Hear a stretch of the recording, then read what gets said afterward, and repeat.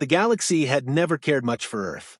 To most of the great empires and federations, the small blue world was a curiosity at best, a latecomer to the cosmic stage, whose people were hardy but unsophisticated. Human physicians, engineers, and diplomats sometimes found work on frontier stations, filling gaps where more established species were reluctant to serve. Among them was Elena Vargas, a nurse whose calm hands and unflinching eyes had saved more lives than any official would ever record. When the Vorkai Dominion pushed their patrols deeper into contested space, Elena found herself posted on a humanitarian convoy. She had treated burns from plasma discharges, patched limbs shredded by shrapnel, and steadied the terrified breaths of civilians caught between advancing fleets. Her presence on the aid vessel Mercy Dawn was unremarkable until the Dominion interceptors caught its slow engines, disabled its shields, and boarded without hesitation. For them, the capture of human staff was incidental. They sought intelligence, strategic insight, anything that might reveal the disposition of Earth's scattered allies. A nurse seemed a poor prize, but even the weak could be made useful under the right pressure. Dragged into the heart of a Dominion frigate, Elena noticed the details only someone accustomed to triage would. The stains of old battles scorched into the bulkheads, the slightly sour scent of antiseptic that could not mask decay, the restless eyes of soldiers who had learned cruelty as routine. Shackled to a restraint chair, she measured their movements. The way they circled her like predators who already knew the meal was theirs. Yet inside, she carried a stillness that no restraint could strip away. The first interrogations were spoken in rough trade tongue. They asked about Earth's fleets, about hidden bases, about covert programs. Elena answered with the precision of truth where truth was harmless and silence where it was not. She described medical supply routes, public deployments already known, and then fell quiet when questions turned sharper. The silence infuriated her captors. To them, a nurse was a fragile creature, someone who should break swiftly under the weight of pain. Her refusal was a thorn in their pride. One soldier, taller than the rest and marked by a jagged scar across his mandibles, leaned close until she could smell the acrid heat of his breath. "Humans," he hissed, "always pretending to be more than prey. You will beg before the cycle ends." The others chuckled, a chorus of rasping amusement. Elena kept her gaze fixed, unblinking. She thought of the patients she had lost over the years, the ones who had gripped her hand in their last moments. Compared to those battles against inevitability, this was merely another trial. The sessions stretched into cycles. They alternated between physical pain, electric pulses lacing her nerves, claws pressing just shy of puncturing flesh, and psychological games. Threats of execution, recordings of screams piped from unseen rooms. Yet each time they demanded answers, Elena held back what mattered. When despair threatened to seep through her defenses, she reached for the memory of a voice, low and calm, reminding her to breathe. Adrian's voice, her husband's. He had been absent from her recent postings, assigned to duties she was not permitted to discuss even with colleagues. She knew only that he moved in the shadows of Earth's defense structure, that his work demanded secrecy. To others, he was a civilian spouse, occasionally seen on leave, devoted and ordinary. To Elena, he was a constant force of quiet strength, though even she did not fully grasp the extent of his other life. What mattered was that he existed somewhere beyond the walls of her prison, and the thought of him anchored her. Her captors misinterpreted her endurance. They attributed it to stubborn ignorance, to the human tendency to resist senselessly. They mocked her fragility while underestimating the steel that underlay it. In their records, humans were catalogued as adaptable but inferior, useful as laborers, sometimes cunning in survival, but rarely formidable. They had not yet encountered the few who disproved such assumptions. For the Dominion soldiers, Elena was a specimen of weakness. For Elena, they were simply mistaken. One evening cycle, when her wounds still throbbed and her throat burned from withheld cries, she overheard the guards conversing outside her cell. Their language, guttural and harsh, was one she had studied during her deployments. Words drifted to her. Slow execution, broadcast, example. They intended to make her suffering a lesson for others, proof that resistance to the Dominion was futile. The knowledge should have filled her with dread. Instead, it clarified her resolve. If she was to be made into an example, she would deny them satisfaction. She would endure silently as long as it took. Within the Dominion ranks, whispers traveled. Some of the younger soldiers had begun to remark on the prisoner's defiance. One compared her composure to a venomous creature lying still before striking. The commander dismissed such talk with a sneer, declaring that humans were incapable of true menace. He raised his voice in the mess hall. Their bones snap like reeds.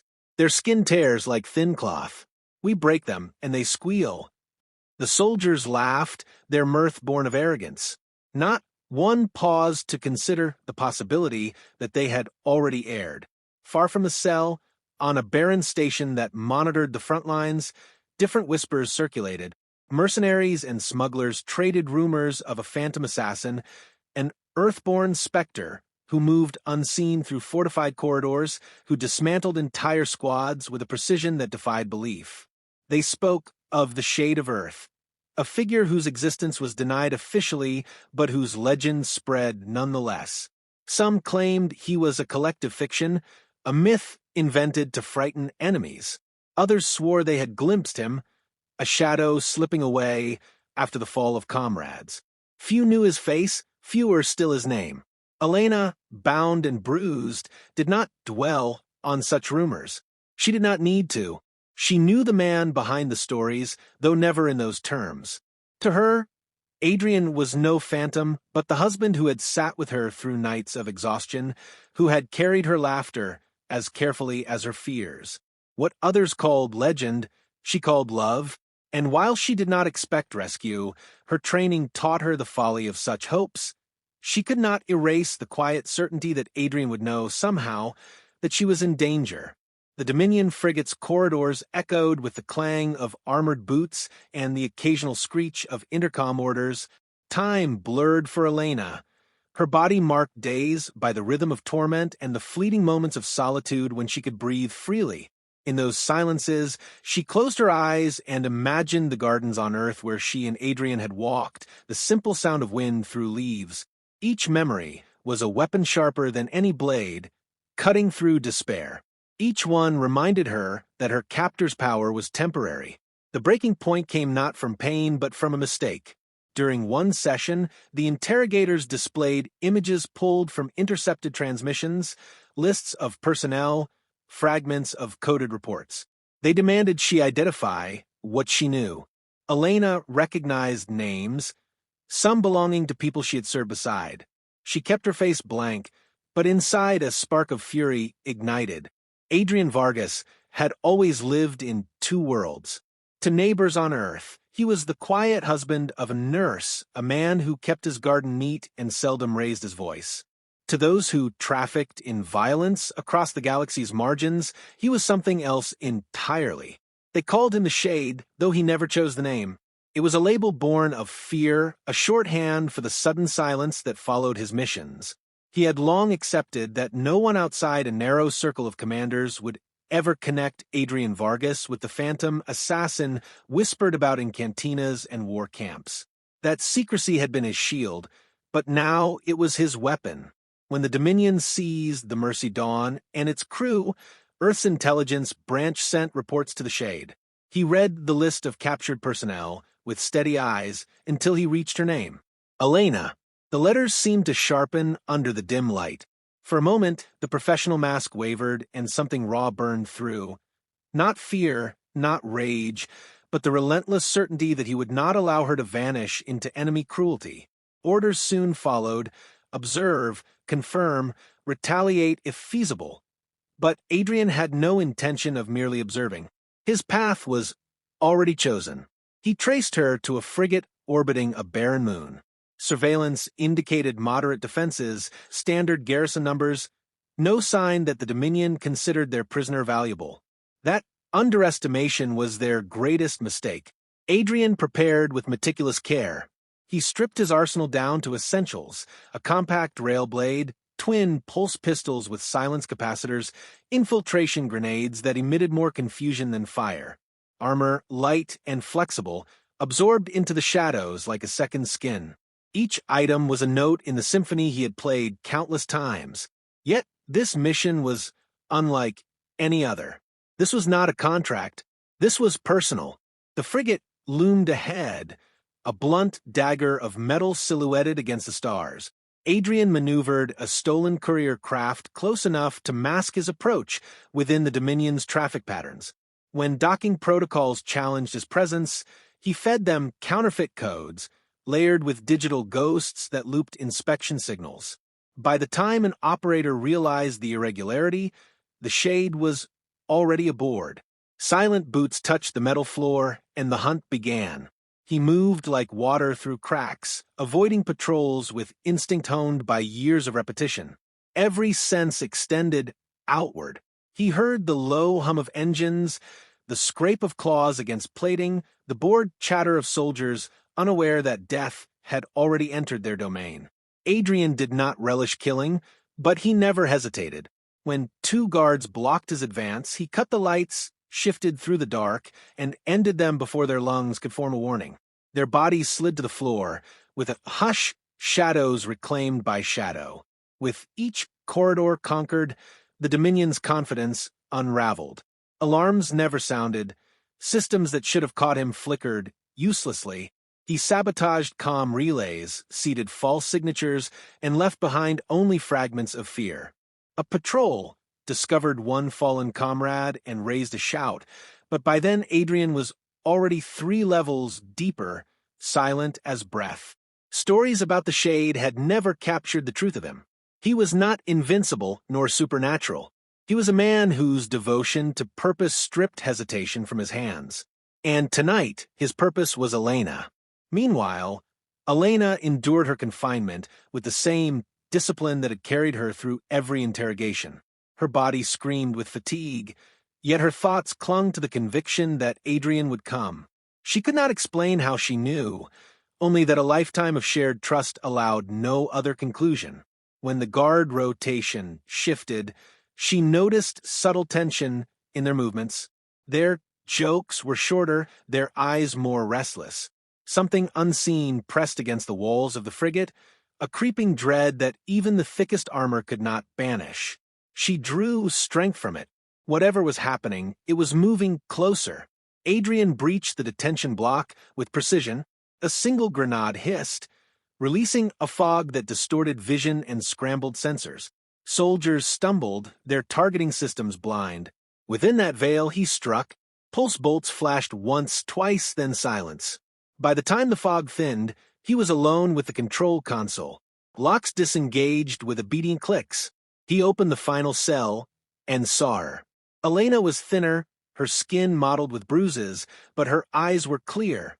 Recognition lit them, not surprise but confirmation. "I knew you'd come," she whispered, her voice hoarse yet unwavering.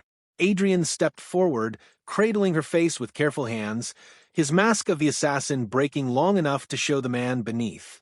"Always," he answered, a single word carrying every promise he had ever made. He freed her bonds and helped her to her feet.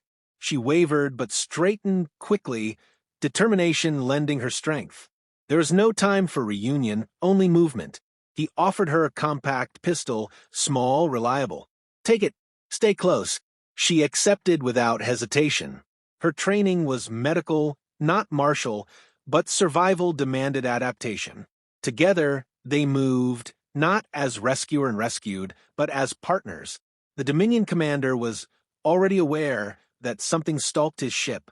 Reports reached him of disappearing squads, of interference in systems once thought secure. He dismissed early warnings, convinced they were exaggerations, but when silence spread through entire decks, denial became impossible. Enraged, he rallied his elite guard and prepared a trap. "The human thinks itself a predator," he snarled. "We will remind it of its place." Adrian anticipated resistance. He led Elena through maintenance shafts toward the hangar, only to find the path blocked. The commander and his guard stood waiting, armored figures bristling with weaponry. The commander's mandibles spread in a grotesque smile. So he growled. The nurse was not prey after all. She is bait. His gaze fixed on Adrian, studying him with dawning recognition. You are the shadow they whisper of. Pathetic, that legends shrink to one fragile human. Elena steadied her weapon, her eyes locked on the commander. Adrian placed a hand on her shoulder, a signal of calm. Then he stepped forward. You tortured a healer, he said quietly. Now you face the consequence. His tone was not a threat, but a verdict. The clash erupted. The guards surged forward, energy lances flaring. Adrian moved, with lethal economy, every strike a calculation. He pivoted between foes, his rail blades singing through armor seams, his pistol spitting silent fire. Elena, pressed against cover, fired with steady hands whenever a soldier advanced too close. She did not falter. The training of triage, focus, precision, calm under pressure, translated into survival. One by one, the guards fell. The hangar echoed with the hiss of failing systems and the thud of bodies. Only the commander remained, his bulk towering, his weapon a heavy cleaver of energized steel. He charged, each step shaking the floor. Adrian met him head-on. Sparks flared as blade met cleaver. The commander struck with brute strength, confident that raw power would crush the smaller human. But Adrian's movements were refined by countless battles. He yielded where the strike was strongest, redirected momentum, and countered with surgical precision. Each exchange was a lesson the commander refused to learn. Arrogance is brittle,